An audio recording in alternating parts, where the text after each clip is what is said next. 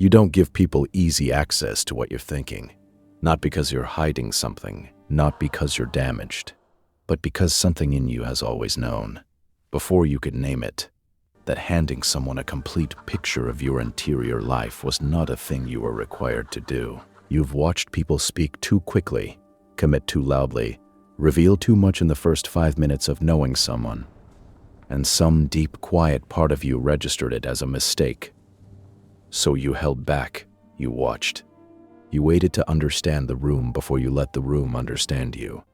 And for that measured, deliberate withholding, you have been called distant, cold, hard to connect with.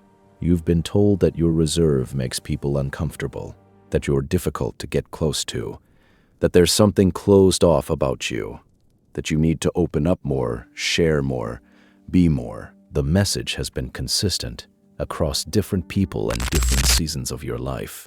The way you move through the world is a problem that needs correcting. Here is what no one has told you. The very thing that made you difficult to read also made you difficult to manipulate. It made you difficult to destabilize.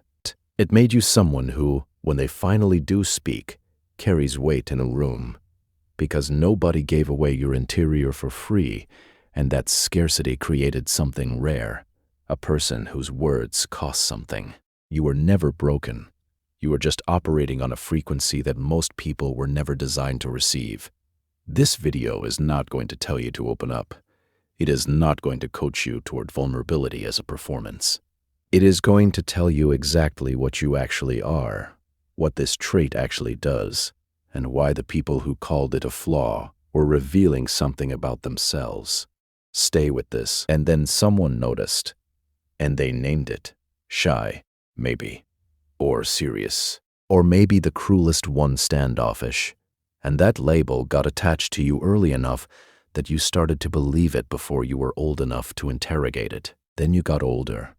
You went to school with people who mistook your quiet for weakness. You worked with people who found your measured communication unsettling. You entered relationships where the other person wanted constant access to your reactions, your feelings, your fears. And when you couldn't provide that access on demand, they said you were emotionally unavailable, that you didn't let people in. And they were right, technically. You didn't let people in. But what they couldn't see was that you were watching to determine whether they deserved to come in before you opened the door. This is the internal monologue that runs when this trait surfaces. Someone asks you a personal question and something in you contracts, not in panic, in assessment. You think, why do they want this? What will they do with it? You replay the room, the tone, the history you have with this person. You decide, often in half a second, whether this is a safe exchange. And usually you give something small, enough to seem cooperative, not enough to be exposed. And then you go home and feel vaguely guilty, like you failed some test of connection you never agreed to take. Or you're in a group and someone is performing their openness, broadcasting their anxieties, their insecurities, their desires for the room. And you feel the social pressure to reciprocate, to match the register, to give something equal in vulnerability. And you can't, not because you have nothing, but because everything in you says, not here, not like this, not with everyone watching, So you stay quiet, and someone inevitably notices and says you seemed checked out, and you carry that observation home, too. What happens when you try to suppress this? When you force yourself to be an open book, you've tried. You've made yourself share things before they felt ready to share. You've performed emotional transparency to make someone comfortable, and it felt like wearing clothes that don't fit. Functional, technically, but wrong in a way you couldn't stop noticing. And the person on the receiving end often didn't know what to do with the access anyway. They didn't earn it, so they didn't handle it carefully. And you filed that away too, which only confirmed what you already suspected. That selective access is not a defect, but a protection mechanism with an 85% success rate. The social cost of all this has been real. People have left. People have given up. People have chosen someone more legible over you. You have watched connections dissolve not because you were unkind or uninterested, but because you would not make yourself fully transparent on someone else's timeline. That is a genuine loss. This is not a video that dismisses that loss. But here's the question underneath all of this. Not am I normal? You already know the answer to that one. The question this trait forces you to face, the one that keeps surfacing in different forms, is this. If I stopped treating my own interiority as something that has to be earned, would anything about me actually change? Or have I confused caution with identity? That is the question. Sit with it. Because the reframe begins exactly there. Point 1, the label is wrong. Closed off is a description of a door. It implies that something is being blocked, that should be flowing freely, that there is a default open state and you are deviating from it. But that metaphor is wrong. You are not a door that refuses to open. You are a gatekeeper, which is a different role entirely. Gatekeepers are not broken entryways. They are the reason valuable things stay valuable. The word closed off carries a pathology inside it. It frames your selectivity as a malfunction, as though full transparency is the factory setting for human beings and anything less represents a psychological defect. But consider, no psychologist has ever successfully argued that indiscriminate emotional disclosure is a marker of mental health. In fact, the clinical literature on attachment and interpersonal functioning consistently shows that the ability to regulate what you reveal, to whom, and when, is a marker of secure functioning, not anxious avoidance. What you have been calling closed off is actually calibrated. And calibration is not a flaw. It is precision applied to trust. Raxing, this trait did not arrive randomly. There is a reason some people move through the world with a quiet inventory system running in the background, always assessing, always measuring, always deciding before disclosing. That system did not malfunction into existence. It was built. In most cases, it was built in environments where the cost of transparency was real, where you said something true and it was used against you, where you showed someone something vulnerable and they treated it carelessly, where you trusted the room before the room had earned your trust and paid for it. So your system adapted. It became conservative with access, not because it broke, but because it worked. It recognized a pattern and designed a response. This is not avoidance. Avoidance is refusing to engage. What you do is engage completely, at the level of observation, before you engage at the level of disclosure. The sequence is different. The sequence is, in many contexts, smarter. The origin of this trait is a mind that learned to treat trust as a resource with finite supply. That is not pathology. That is intelligence applied to relational economics. Point 3. What the judgment reveals. When someone tells you that you are too hard to read, that you are too closed off, that you need to be more open, pay careful attention to who is saying it and what they want from you. 9 times out of 10, the person pressing you for more transparency wants one of 3 things: access to information they can use to predict your behavior, the social comfort of feeling like they know where they stand with you, or, and this one is less comfortable to name, leverage. Because a person they can read completely is a person they can work with, manage, anticipate, and navigate around when necessary. Your eligibility is not a social failure. For a particular kind of person, it is a direct threat to their ability to position themselves advantageously in relation to you. They need to know where you stand so they can stand somewhere better. This does not mean everyone who wants more from you is manipulative. Some people are simply in environments where openness is the norm, and your reserve reads as rejection. That distinction matters. But before you accept someone else's assessment of your trait as a flaw, ask what that assessment costs them if you keep the trait.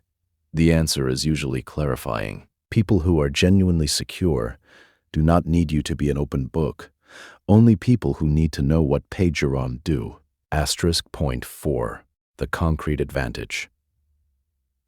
Point 4. The concrete advantage. Bat.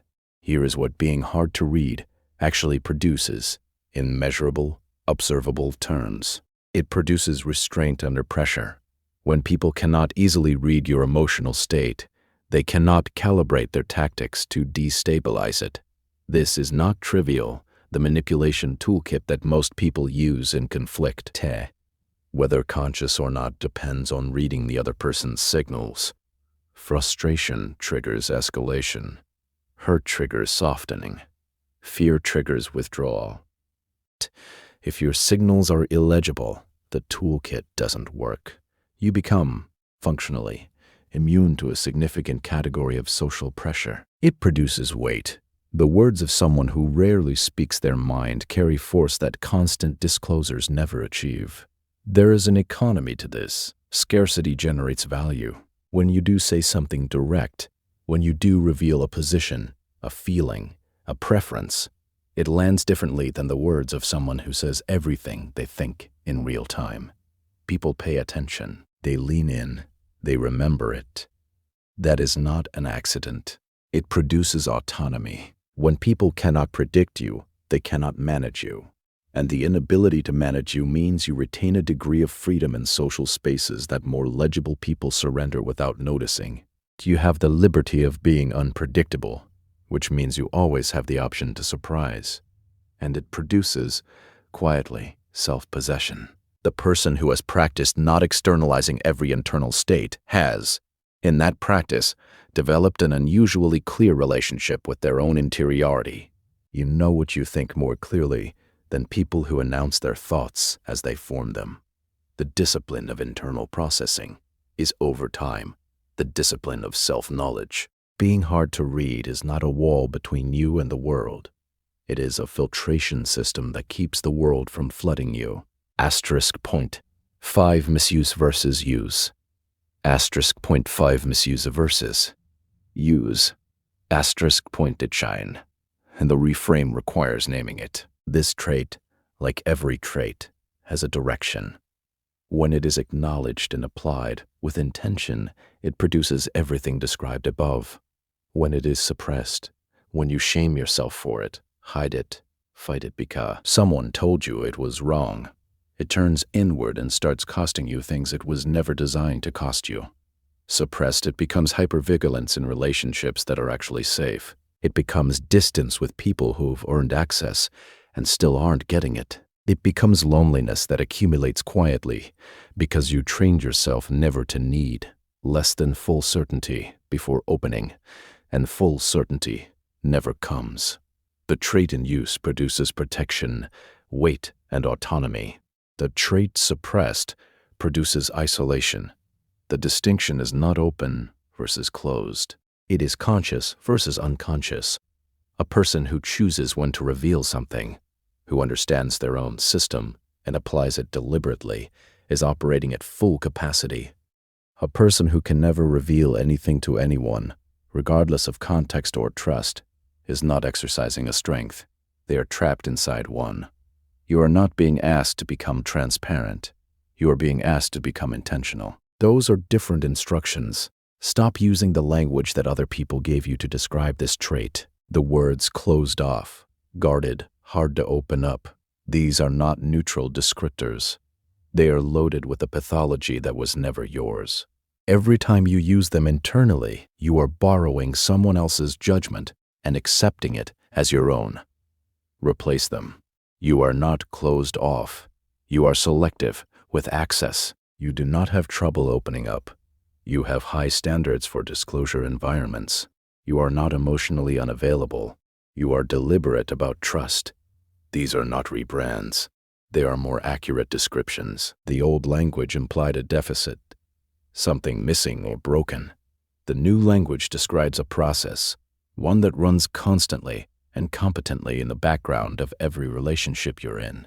The process is not broken. The name was.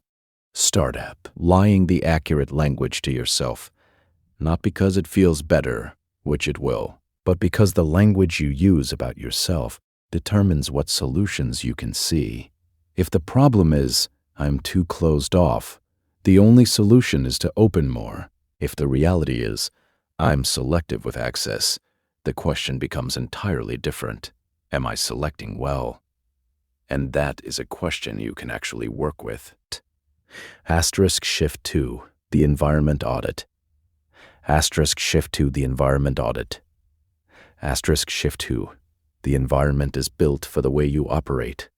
This is a structural fact, not a judgment. There are environments where your trait functions well. These tend to share certain qualities. Outcomes matter more than performance. Trust has time to develop. Depth is valued over breadth, and the social norm is quality of disclosure rather than frequency of it. In these environments, a long-term project, a small team with real stakes, a relationship where both people take the other seriously, your measured approach is not a liability. It becomes an asset. You bring precision. You bring restraint. You bring the kind of considered opinion that lands because it doesn't arrive every 15 minutes. There are other environments where this trait will always fight against the current, high-speed social environments. Relationships built on performance of intimacy. Cultures where constant emotional narration is the price of belonging. In these spaces, you will always feel slightly wrong, not because you are wrong, but because the environment was optimized for a different kind of person. The question is not how to change yourself to fit every environment. The question is which environments you are choosing to prioritize. And the honest audit asks, how much of the exhaustion you feel socially comes from spending disproportionate time in environments that don't suit how you function? You're allowed to curate. That is not antisocial. It is accurate resource allocation. Shift 3, the response protocol. The next time someone tells you that you're too hard to read, that you're too guarded, that you don't open up enough, you will feel the old pull. The pull toward apology, toward performance, toward giving them something just to make the moment easier. Before you do that, run 2 sentences internally. First, this is information about what they need from me, not a diagnosis of what's wrong with me. Second, I am not obligated to become legible on someone else's timeline. You do not have to say these sentences out loud. You do not have to explain them or defend them. They are internal calibration, not arguments to win. Their purpose is to create one beat of space between the judgment and your response, enough space to choose what you give, rather than have it extracted from you. What you do or say after that beat is yours to decide, context by context. Sometimes the right response is to give more. Sometimes it isn't. But the decision should come from your assessment of the situation, not from someone else's discomfort becoming your responsibility. Shift 4, the ownership statement. Shift 4, the ownership statement. Pride is performed for an audience. Ownership is internal. It has nothing to do with other people watching you claim something. Ownership of this trait looks like this. You no longer spend energy apologizing for it, explaining it, or trying to fix it for people who didn't earn access in the first place. It looks like entering a room and not needing to immediately broadcast your interior so that others feel at ease with you. It looks like letting silence do its work without filling it anxiously. It looks like trusting that the person worth knowing will stay long enough to understand how you move, and that this filtering cost is not a flaw in the design. You do not announce this ownership. You do not make a speech about how you've decided to stop apologizing for who you are. That is performance, and performance still requires an audience. Ownership is quieter than that. It's the moment when someone presses you for more than you're ready to give, and instead of contracting guiltily, you simply hold your position. Calmly, without explanation, not because you're punishing anyone, but because you know, clearly, without drama, that access is yours to grant, on your timeline, at your discretion. That posture is the destination. Not a new personality, not a revised social strategy, just the long overdue recognition that the key to your interior was always yours to hold.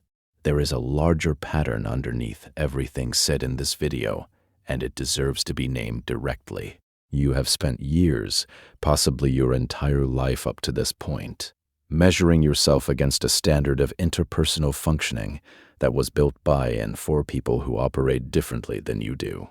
A standard that treats extroversion as the default, that treats continuous emotional disclosure as intimacy, that mistakes legibility for depth, that calls you closed off because it was designed by people who were never in the room when your kind of quiet accomplished something. That standard was never designed for you. And here is the honest part, the part that doesn't come with a caveat. You were right more often than they were. Not always, but more often. The room you read before entering was usually read correctly. The person you assessed before trusting was usually assessed accurately. The information you held close stayed safer than the information other people broadcast freely. Your caution has a track record. You just never let yourself audit it because you were too busy accepting someone else's framing of it as a deficit. What is actually true about you are doubt, not what you've been told, not what you feared, but what is actually true is this. You have a well-developed system for navigating trust in a world where trust is not uniformly safe, and that system has been protecting you reliably since before you were conscious of it. It is not perfect. No system is, but it is yours, and it has been running in your favor for longer than you've been thanking it. What this specific trait connects to, in your broader identity, is not a problem you need to solve. It is the evidence that you take your own inner life seriously enough not to hand it to strangers. That is not damage. That is discernment.